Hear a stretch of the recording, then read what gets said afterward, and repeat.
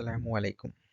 आज की इस क्लास में हम मेथडोलॉजी ऑफ उर्दू के बारे में डिस्कस करने जा रहे हैं। जैसा कि बहुत सारे कमेंट्स आए हैं कि उर्दू के मेथडोलॉजी के ताल्लुक से, तो हम आज से उर्दू मेथडोलॉजी शुरू करने वाले हैं। तो चलिए इस क्लास को शुरू करते हैं। इस क्लास में हम ज़ुबान की अहमियत, ज़ुबान के मुख्तलिफ नज़रिया और ज़ुबान के अक़साम, ज़ुबान के खुसूसियात और मादरी ज़ुबान के ताल्लुक से जानेंगे। इसमें से कंपलसरी एक बिट 100% रहेगी, तो वीडियो को आखिर तक देखिए। तो देखिए, पहला ज़ुबान। ज़ुबान क्या होता है? इंसान ज़ुबान की वजह से बातचीत के ज़रिए अपने एहसासात, ख़यालात, जज़्बात और माफ़ियो ज़मीर को बेहतर तरीक़े से अदा कर सकते हैं। इसलिए हम कह सकते हैं कि बातचीत करने, अपने ख़यालात, एहसासात, जज़्बात और तजुर्बात को लफ्ज़ों के सांचे में ढालकर, यहाँ पर देखिए, अपने ख़यालात, एहसासात, जज़्बात और तजुर्बात को लफ्ज़ों के सांचे में ढालकर बोलने के तरीक़ों को क्या कहते हैं?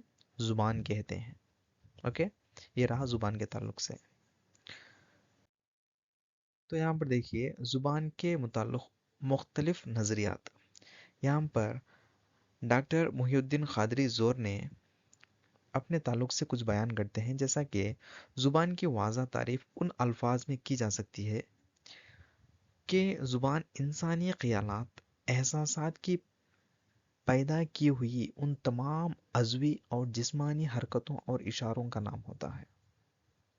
क्या कहा इन्होंने? ज़ुबान इंसानी ख़यालात और एहसासात की पैदा की हुई उन तमाम अज़वी और जिस्मानी हरकतों और इशारों के नाम को क्या कहते हैं? ज़ुबान कहते हैं, जिनमें ज़्यादातर क़ुव्वत गोयाई शामिल है, जिनके जिनको एक दूसरा इंसान समझ सकता है और इसी तरह जिस वक्त चाहे अपने इरादे से दोहरा सकता है। यहाँ पर इन्होंने कहते हैं कि अपने ख़यालात, इंसानी ख़यालात और एहसासात की पैदा की हुई उन तमाम अज़वी और जिस्मानी हरकतों को, जो मोशंस है ना, गेस्चर्स, इशारों को, सबको ज़ुबान कहते हैं। उनकी वजह से क्या होता है, ज़्यादातर क़ुव्वत गोयाई है ना, जो बात करने की क़ुव्वत, वो ज़्यादा तौर पर उसमें शामिल होती है और जिनको एक दूसरा इंसान समझ सकता है और जिस वक्त चाहे वो अपने इरादे से दोहरा सकता है। इसको हम क्या कहते हैं? ज़ुबान कहते हैं। ये किसका किसका बयान है? डॉक्टर मुहिउद्दीन क़ादरी ज़ोर का बयान है। उसी तरह सैयद एहतशाम हुसैन ने हिंदुस्तानी लिसानियात का खाके में लिखा है कि ये बताना तो बहुत मुश्किल है कि ज़ुबान किसे कहते हैं, लेकिन कुछ समझने के लिए कहा जा सकता है कि ज़ुबान आवाज़ों के एक ऐसे मजमूए का नाम है जिसे इंसान अपने ख्याल दूसरों पर ज़ाहिर करने के लिए इरादतन निकालता है। यानी इंसान, ज़ुबान उन आवाज़ों का मजमुआ है, इंसान अपने ख्यालात को दूसरों को ज़ाहिर करते वक्त इरादतन, यानी जो बोलना चाहता है, उन आवाज़ों को निकालने को हम क्या कहते हैं? ज़ुबान कहते हैं। ये किसका कौल है? सैयद एहतशाम हुसैन का है। और यहाँ पर तीसरा देखिए, प्रोफेसर गोपीचंद नारंग ने ज़ुबान को आवाज़ों और लफ्ज़ों का मजमुआ कहा है। यानी उनका ख्याल है कि बामानी आवाज़ों और लफ्ज़ों का मजमुआ। इसी तरह देखते हैं कि यहाँ पर देखिए, बोली और ज़ुबान के दरमियान फ़र्क। बोली क्या होती है? बोली आम तौर पर बोल चाल की ज़ुबान होती है, जिसकी कोई तहरीरी शक्ल नहीं होती। आम तौर पर बात करने के लिए, यानी घरों में हो या देही इलाकों में जो बात करते हैं, जिनकी तहरीरी और अदबी शक्ल नहीं होती, उनको क्या कहते हैं? बोली कहते हैं। जब बोली जब बोलियाँ जैसे जैसे तरक्की पाते हैं, तो उसके अंदर बहुत सारे तब्दीलियाँ आते हैं, तहरीरी और अदबी शक्ल इख्तियार कर लेते हैं। उसको क्या कहते हैं? ज़ुबान कहते हैं। ठीक है, बोली ही आगे बढ़कर, तरक्की पाकर, एक नतीजे पर पहुंचकर तहरीरी व अदबी शक्ल इख्तियार कर लेती है, उसको हम ज़ुबान कहते हैं। ये रहा बोली और ज़ुबान के दरमियान फ़र्क।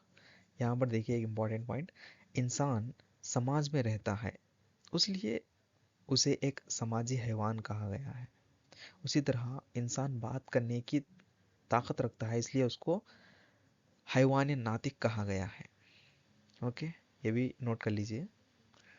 تو یہاں پر دیکھیے پروفیسر انعام اللہ خان شیرانی فرماتے ہیں کہ زبان صرف انسان کے خیالات کے اظہار کا اہم اور مرکزی ذریعہ ہی نہیں بلکہ ایک نسل سے دوسرے نسل کی تہذیب کی ترسیل کے لیے بھی لازم اور ضروری ہے.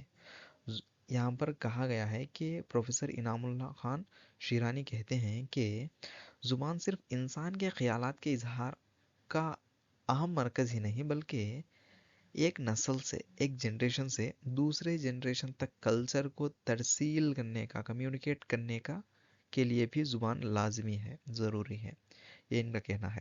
یہاں پر دیکھیے یہ ہمارا جو ہے ٹیلی گرام چینل ہے, یہاں پر آپ جوائن ہو سکتے ہیں, یہاں پر ہم سارے اپڈیٹ دیتے رہتے ہیں.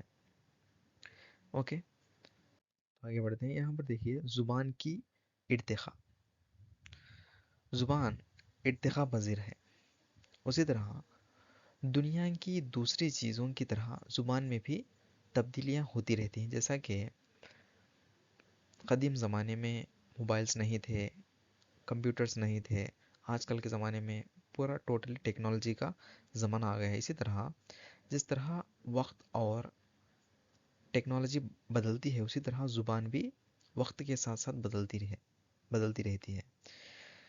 یہاں پر دیکھیے یہ تبدیلی زبان کے اصوات یعنی فونیٹکس, الفاظ, قواعد کے اصول, شکل, جملوں کی بناوٹ, الفاظ کے معنوی نوعیت وغیرہ میں ہوتی رہتی ہے.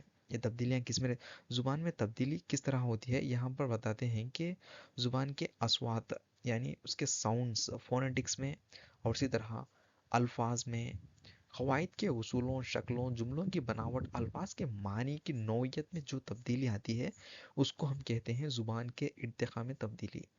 تو ٹھیک ہے. اسی طرح یہاں پر دیکھتے ہیں کہ کسی زبان میں بدلاؤ تیزی سے ہوتا ہے تو کسی زبان میں دھیرے دھیرے ہوتا ہے, لیکن زبان میں بدلاؤ لازمی عمل ہے, یعنی کمپلسری بدلاؤ ہوتا ہی ہے. دیکھیں تو کچھ زبانوں میں تیزی سے ہوتا ہے اور کچھ زبانوں میں دھیرے دھیرے ہوتا ہے. اور یہاں پر دیکھیے کہ ماہر لسانیات اس کو ارتقاء کا نتیجہ مانتے ہیں, یعنی جو تبدیلیاں زبان میں ہوتے ہیں اس کو ماہرین لسانیات کیا کہتے ہیں, ارتقاء کا نتیجہ مانتے ہیں. ٹھیک ہے, یعنی ترقی پانے کا. یہ رہا زبان کا ارتقاء. ارتقاء کا عمل. یہاں پر ارتقاء کا عمل کس طرح ہوتا ہے, یہاں پر دیکھیے کہ اس کے 3 طرح کے ارتقائی عوامل ہیں. جیسا کہ جغرافیائی اثرات. ہر علاقے میں الگ الگ زبان پائی جاتی ہے, جیسا کہ پاکستان میں ایک زبان ہے تو انڈیا میں ایک زبان ہے, افغانستان میں ایک زبان ہے, اگر انڈیا میں ہی لیں تو کشمیر میں ایک زبان ہے, اسی طرح آندھرا پردیش میں ایک زبان ہے, تلنگانہ میں ایک زبان ہے, کرناٹکا میں ایک زبان ہے.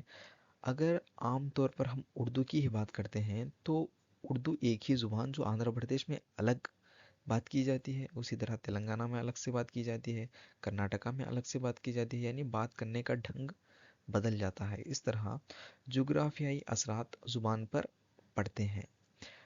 علاقوں کے جغرافیائی حالات زبان پر اپنا گہرا اثر ڈالتے ہیں. یہ رہا جغرافیہ, یعنی جو جہاں کا علاقہ ہے اس کا جغرافیائی حالات جو ہے زبان پر گہرا اثر ڈالتے ہیں جس میں بدلاؤ آتا ہے. تو دیکھیے کہ سیاسی و معاشی و نسلی اثرات یہ کس طرح ہوتے ہیں.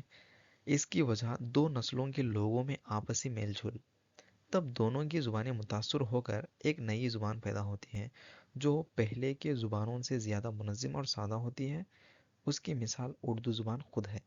جیسا کہ 2 نسلوں کے لوگوں, سمجھو کہ ایک پاکستان کا فرینڈ ہے, ایک افغانستان والا ہے, دونوں مل کر جب اردو بات کرتے ہیں تو دونوں کے مل کر جو اردو بات کرتے ہیں تو ان کی اردو کا ڈھنگ پھر سے وہاں پہ تبدیل ہوتا ہے.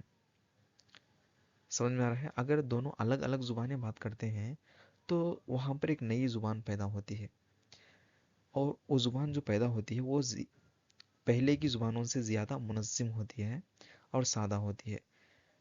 اگر اس کی مثال دیکھیں تو اردو ایک زبان ہے جو اس کی مثال دیا گیا ہے جیسا کہ اردو کھڑی بولی اور برج بھاشا سے اس طرح کے بہت سارے زبانوں کا مجموعہ جو ہے اردو زبان ہے۔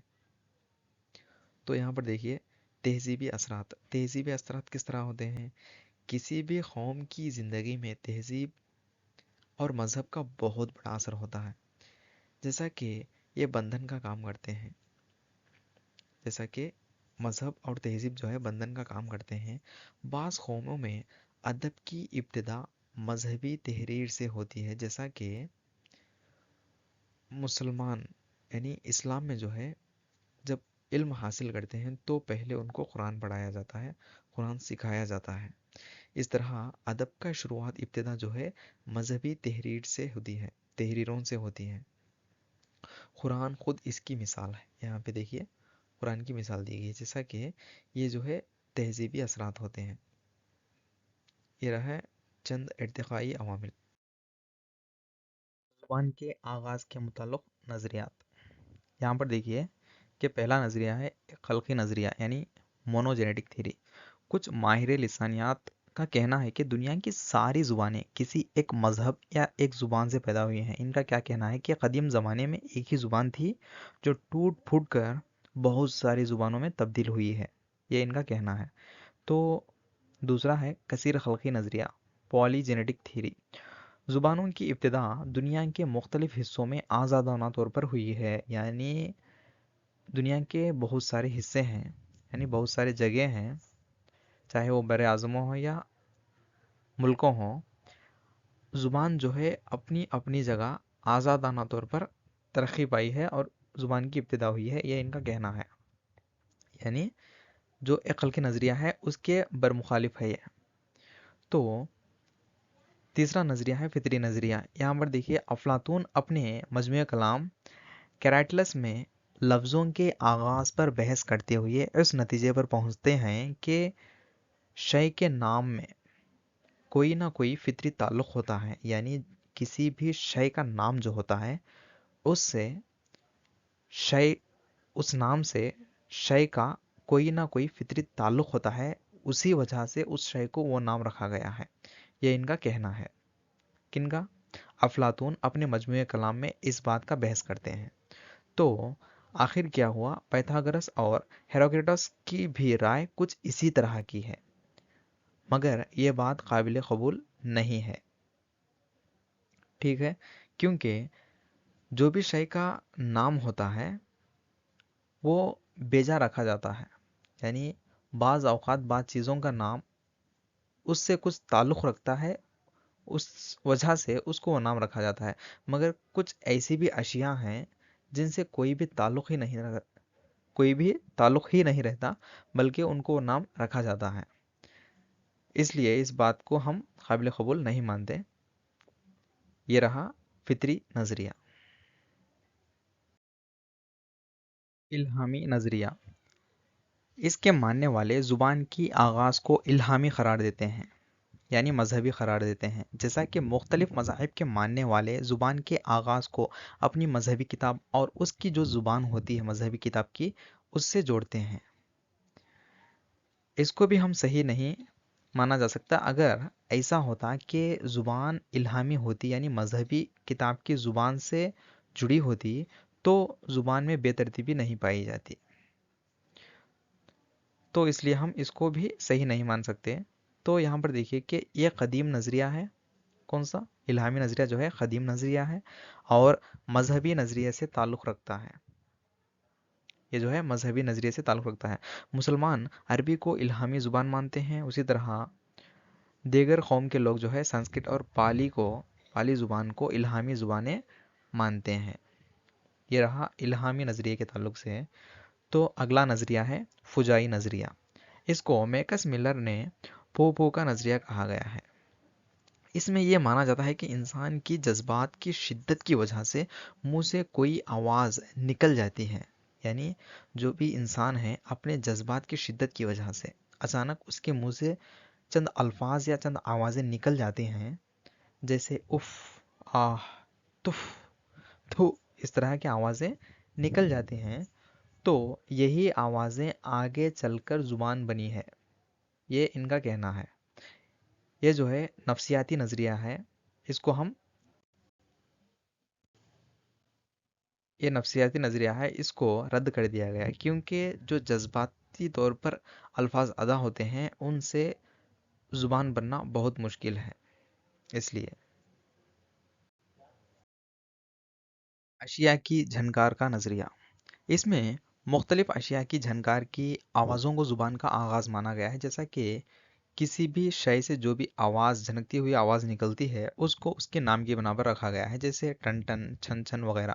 یہ نظریہ جو ہے قابل قبول نہیں، کیونکہ ایسے اشیاء ہیں جن کی آواز اور ان کے نام کا کچھ بھی تعلق ہی نہیں ہوتا، اس لیے اس نظریے کو قابل قبول نہیں مانا جاتا۔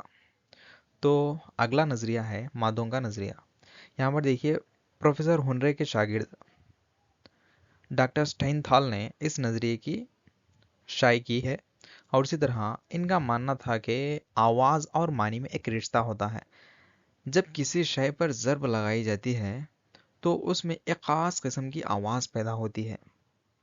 سمجھ میں آ رہا ہے؟ جیسا کہ جب کسی شے میں ضرب لگائی جاتی ہے تو اس میں ایک خاص قسم کی آواز پیدا ہوتی ہے، اسے سن کر انسان اسی طرح کی آواز نکالنے کی کوشش کرتا ہے۔ اسی طرح کی کوششوں سے زبان کی ابتدا ہوئی ہے، یعنی جب کسی شے کی آواز نکلتی ہے تو انسان اس کی تقلید کرنے لگتا ہے، یعنی اسی آواز کو بولنے لگتا ہے، نکالنے کی کوشش کرتا ہے۔ اس طرح کی کوششوں سے زبان کی ابتدا ہوئی ہے، اس نظریے کا معنی یہ ہے۔ تو اس کی بنیاد اس بات پر کہ صوت اور اس کے مفہوم میں ایک خاص تعلق چھپا ہوتا ہے، یعنی جو آواز نکلتی ہے وہ آواز اور اس کے معنی میں ایک خاص تعلق چھپا ہوتا ہے۔ یہ رہا مادوں کا نظریہ۔ تو یہاں پر اگلا ہے ہائسو نظریہ۔ یہ دیکھیے، بنیادی طور پر جسمانی محنت کشوں سے تعلق رکھتا ہے۔ یہ نظریہ جو ہے محنت کشوں، یعنی مزدور ہو یا کامگروں جو ہیں، ان سے متعلق رکھنے والا نظریہ کون سا ہے؟ ہائسو کا نظریہ۔ ان کا کہنا ہے جب کوئی بھاری بوجھ اٹھاتا ہے، اس کو ہلکا کرنے یا بآسانی سے کرنے کے لیے کوئی نہ کوئی آواز منہ سے ادا کرتا ہے، نکالتا ہے، اس سے لفظ بنے ہیں۔ یہ نظریہ بھی قابل قبول نہیں ہے، کیونکہ جو آواز ایکائک جو نکلتی ہے وہ جذباتی ہوتی ہے، یعنی اگر بوجھ زیادہ ہو تو جوش سے آواز نکلتی ہے، اگر بوجھ کم ہو تو آواز ہی نہیں نکلتی۔ اور اسی طرح کی ان آوازوں سے ہم نام نہیں رکھ سکتے، اور ان آوازوں سے جو لفظ بنتے ہیں بہت مشکل سے بنتے ہیں۔ یہ رہا ہائسو کا نظریہ۔ تو اگلا نظریہ دیکھیے، معاہدے کا نظریہ۔ اس میں زبان کا آغاز انسانوں کے باہمی تعلقات و رشتے سے جوڑا جاتا ہے، یعنی جس طرح جتنے تعلقات یعنی رشتے جو جتنے مضبوط ہوتے ہیں تو زبان اتنی مضبوط اور اتنی عمدہ ہوتی ہے۔ یہاں پر دیکھیے کہ ارسطو نے زبان کو باہمی قول کا نتیجہ قرار دیا ہے۔ ان کے بعد 1754 میں روسو نے اس پر روشنی ڈال کر ایک کتاب سوشل کانٹیکٹ لکھی ہے۔ اس نظریے میں مانا جاتا ہے کہ قدیم زمانے میں جب انسان ایک جگہ جمع ہوئے تھے تو آپسی گفتگو سے زبان نکلی ہے، یعنی ان کا ماننا، اس نظریے کا ماننا ہے کہ قدیم زمانے میں جب سبھی انسان ایک جگہ جمع ہوئے تھے بات کرنے کے لیے یا گفتگو کرنے کے لیے، تو آپسی گفتگو سے، یعنی جو بات وہاں پہ ہوئی ہے، جو گفتگو انہوں نے کی ہے، تو اس سے زبان نکلی ہے۔ وہ مل کر اشیاء کا نام اتفاق رائے سے رکھتے تھے، جس سے مختلف زبانیں پیدا ہوئیں، یعنی وہ بیجا یعنی معلوم ہو کر یا نہ معلوم ہو کر کسی بھی شے کا نام رکھتے گئے، اس طرح زبانیں بنتی گئیں۔ یہ رہا ان کا یہ ماننا ہے۔ یہ رہا معاہدے کا نظریہ، یعنی سوشل کانٹیکٹ۔ تعلقات جتنے اچھے ہوتے ہیں، جتنے زیادہ ہوتے ہیں، تو زبانیں اتنے مضبوط اور اتنے اچھے بنتے ہیں۔ تو یہاں پر دیکھیے، صوت تقلیدی نظریہ۔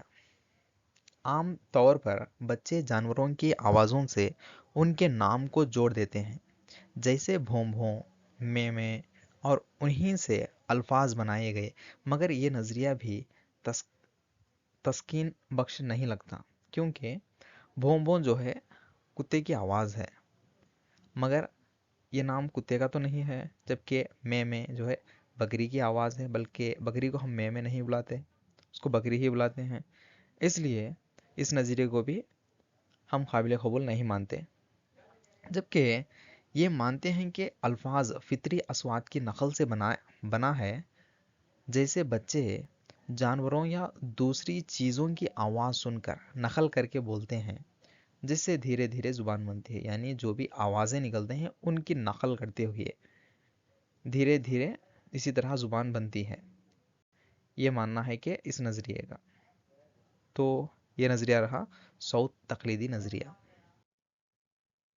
اگلا اور آخری نظریہ ہے ہنری اسپوٹ کا نظریہ۔ یہ نظریہ ہنری اسپوٹ نے کئی نظریوں کی مدد سے اپنا ایک الگ نظریہ قائم کیا ہے، یعنی بہت سارے نظریوں کو ملا کر مخلوط کر کے ایک نظریہ شائع کیا ہے۔ کون شائع کیا ہے؟ ہنری اسپوٹ نے۔ اسی طرح یہاں پر دیکھیے کہ ابتدا میں زبان اشاروں اور اصوات پر مشتمل تھی اور انہیں سے زبان پیدا ہوئی۔ یعنی جو بھی زبان ہے چاہے وہ کون سی بھی ہو، ابتدا میں وہ جو ہے اشاروں اور اصوات سے بنی ہوتی ہے، یعنی گیسچرز اینڈ فونیٹکس، اونلی اس میں آواز ہوتے ہیں۔ تو اس کے بعد ترقی پاتے پاتے وہ زبان بنتی ہے۔ انہی سے ابتدائی الفاظ کی 3 قسمیں ذکر ہیں۔ یہاں پر دیکھیے کہ زبان جو ہے اس کے 3 قسمیں بتائے گئے ہیں، جیسا کہ نقل اصوات، یعنی مختلف جانوروں کی آوازوں سے زبان کی ابتدا کو مانا جاتا ہے۔ یعنی مختلف جانوروں کی آوازیں جو نکالتے ہیں ان کی نقل کرتے ہوئے زبان پیدا ہوئی ہے، اس طرح مانا جاتا ہے۔ جیسا کہ کاؤ کاؤ کوا، میاؤ میاؤ بلی، اس طرح کاؤ کاؤ جو ہے کوا آواز کرتا ہے، میاؤ میاؤ جو ہے بلی آواز کرتی ہے۔ ان آوازوں سے ان کے نام رکھے گئے اور اسی طرح ان آوازوں کو ہم نقل کرتے کرتے دھیرے دھیرے آواز جو ہے لفظوں میں اور لفظ جو ہے زبان میں تبدیل ہوئی، یہ ماننا ہے۔ اسی طرح دوسرا دیکھیے فجائی الفاظ، شدت و جذبات کی وجہ سے انسان کے منہ سے بے ساختہ نکلی ہوئی آوازیں جیسے ہائے اف، اس طرح کی آوازوں سے جو ہے زبان بنی ہے۔ یہ بھی ان کا ماننا ہے کہ زبان اس طرح بنی ہے، مگر جو جذباتی الفاظ ہیں صرف انہی سے زبان نہیں بنتی۔ اور تیسرا ہے رمزی الفاظ، ان میں الفاظ کے معنی اتفاق یا کسی تعلق سے اخذ کر کے لیے جاتے ہیں، جیسے ماما دادا نانا، یعنی جو بھی الفاظ کی معنی ہے اتفاقاً یعنی بیجا لیے جاتے ہیں یا ان سے کسی نہ کسی تعلق سے اخذ کیا جاتا ہے معنی کو۔ یہ ہے رمزی الفاظ کا مطلب۔ تو یہ رہا آخری نظریہ ہنری اسپوٹ کا نظریہ۔ اگلا ہے زبان کی فطرت۔ زبان ہمیشہ حالت وقت کے مطابق تبدیل ہوتی رہتی ہے۔ جس طرح دنیا میں بہت ساری چیزیں تبدیل ہوتی ہیں، اسی طرح زبان کا بھی تبدیل ہونا، بدلاؤ ہونا لازمی ہے اور ہوتی رہتی ہے۔ زبان کی 2 صورتیں ہیں، جیسا کہ ظاہری صورت اور اسی طرح معنوی صورت۔ ظاہری صورت کیا ہے؟ الفاظ کا استعمال، خوبصورت تراکیب، لفظ و نثر وغیرہ، یہ سب جو ہے ظاہری صورت ہیں۔ اور معنوی صورت کیا ہے؟ الفاظ کی معنوی خوبیاں جو ہوتے ہیں وہ زبان کی معنوی صورت ہوتی ہے۔ یہ رہا زبان کی فطرت۔ اس کے بارے میں زیادہ تر امتحانات میں نہیں پوچھا جاتا، مگر آپ کو معلومات کے لیے یہ شامل کیا گیا ہے۔ جیسا کہ تو ہم آگے بڑھ کے دیکھتے ہیں زبان کے خصوصیات۔ اپنے تجربات، مشاہدات اور فکر و احساسات کو دوسروں تک پہنچاتے ہیں۔ یعنی زبان کیا کرتی ہے؟ اپنے تجربات جو ہیں، مشاہدات، فکر و احساسات، ہمارے مافی الضمیر، اظہار مافی الضمیر کو بھی دوسروں تک پہنچانے کا کام کس کا ہے؟ زبان کا ہے۔ اسی طرح سماجی رشتوں استوار کیے جاتے ہیں، یعنی بھائی چارگی، امن و امان فروغ پاتا ہے، کس سے؟ صرف وہ بھی زبان سے ہی۔ تہذیب و تمدن کا ارتقاء ہوتا ہے، یعنی کلچر ڈیولپ ہوتا ہے، اور اسی طرح کلچر ایک نسل سے دوسری نسل تک پہنچتا ہے۔ زبان کی کوئی آخری صورت نہیں ہوتی، بلکہ یہ لگاتار ارتقاء کے مراحل سے گزرتی ہے۔ یعنی زبان ایک حد تک پہنچ کر وہیں رک نہیں جاتی، بلکہ یہ مسلسل ارتقاء یعنی ترقی پانے والی زبان ہے، ایک شے ہے۔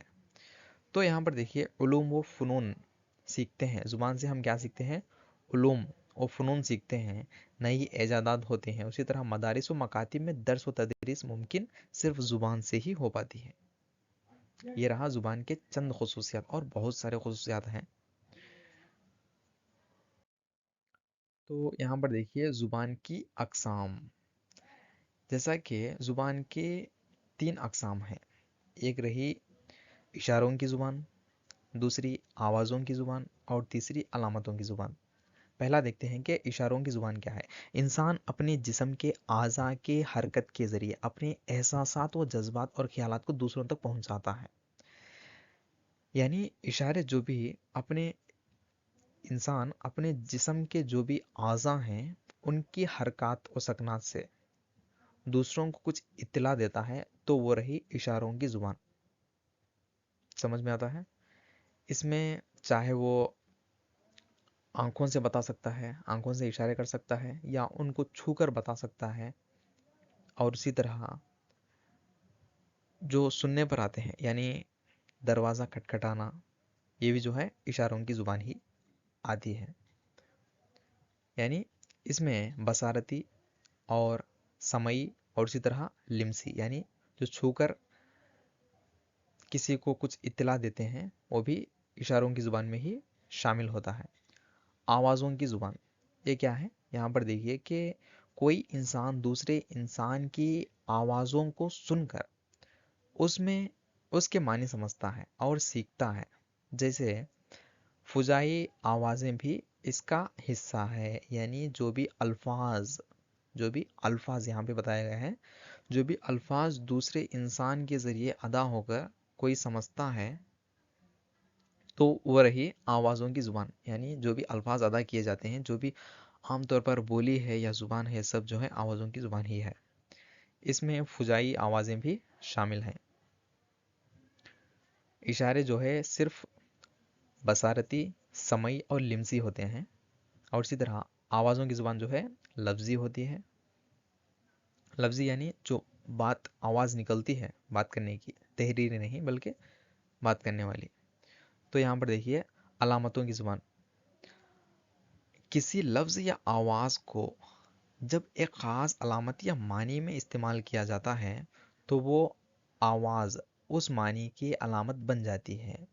यानी इसमें जो है तहरीरी अशकाल आते हैं, चाहे वो हुर्फ़ तहजी हो सकते हैं, या अल्फाज हो सकते हैं, या जब हम रोड पर गुज़रते हैं तो बाजू में जो जो साइंस होते हैं, साइन बोर्ड्स रहते हैं, वो भी अलामतों की ज़ुबान ही है। एक अलामत होती है, उसकी एक ख़ास मखसूस मानी होती है, मौका व महल से उसका इजहार किया जाता है। ये रहा अलामतों की ज़ुबान, आवाज़ों की ज़ुबान और इशारों की ज़ुबान। ज़ुबान की 3 किस्में, ठीक है। तो देखिए कि ज़ुबान के अफ़आल क्या हैं। ज़ुबान के अफ़आल क्या हैं? इजहार माफ़ी ज़मीर जो है ज़ुबान का एक बहुत बड़ा अफ़आल है, फ़ेल है। यानी जो भी इंसान किसी को बात करना चाहता है, अपने ख़यालात व एहसासात को इजहार करना चाहता है, तो सिर्फ़ और सिर्फ़ ज़ुबान के ज़रिए ही होता है। चाहे वो बात करके अपने ख़यालात का इजहार किया जाए, या इशारों के ज़रिए किया जाए, या अलामतों के ज़रिए किया जाए, किसी भी तरह से किया जाए, अपने ख़यालात का इजहार करना ही ज़ुबान है। समझो? तो राब्ते का ज़रिया यानी कनेक्शन, जो भी हम रिश्तेदारों से कनेक्ट रहते हैं, चाहे इंसान जंगलों में चले जाए या देहातों में चले जाए, कहीं भी चले जाए, जब भी वो आता है तो अपने रिश्तेदारों से मिलने और बात करने का सिर्फ एक ही वसीला है, जो ज़ुबान कहलाता है।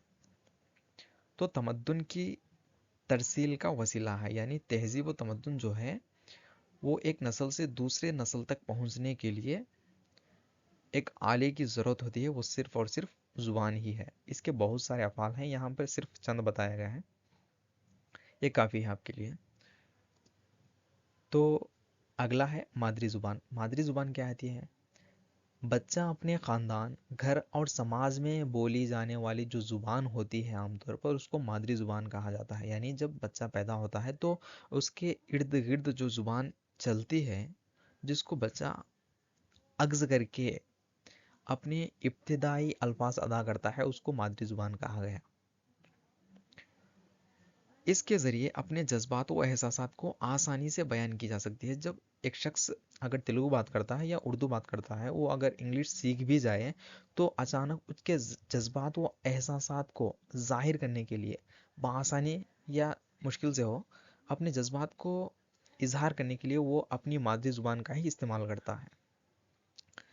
اسی سے آسانی سے اپنے اظہار معافی الضمیر کیا جا سکتا ہے. تو یہاں پر دیکھیے کہ پروفیسر غلام سعیدین کے مطابق مادری زبان وہ ہوتی ہے جو بچہ اپنی ماں کے دودھ کے ساتھ پیتا ہے، اس کو ہم کیا کہتے ہیں؟ مادری زبان کہتے ہیں. یہاں پہ ایک قول، بہت عمدہ قول بتایا گیا ہے، جیسا کہ مادری زبان وہ ہوتی ہے جو بچہ اپنی ماں کے دودھ کے ساتھ پیتا ہے، اس کو ہم مادری زبان کہتے ہیں. سمجھے؟ تو یہ رہا آج کا میتھڈالوجی کی ٹاپک. انشاءاللہ اگلے ٹاپک میں ہم دوسری ٹاپک کو کور کر دیں گے. اس طرح ہم 1 ویک میں اردو میتھڈالوجی کو انشاءاللہ کمپلیٹ کر دیں گے. تو انشاءاللہ اگلی کلاس میں ملیں گے. خدا حافظ.